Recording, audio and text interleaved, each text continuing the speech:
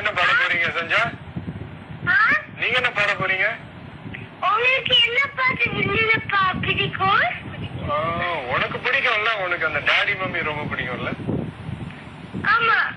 எனக்கு அந்த பாட்டு ரொம்ப பிடிக்கும்.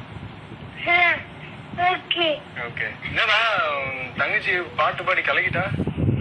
ஆமா.